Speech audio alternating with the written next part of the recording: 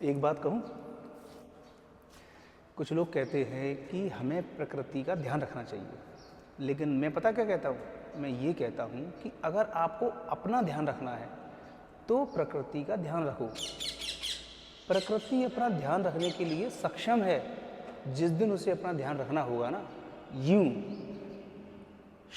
साफ कर देगी पूरा।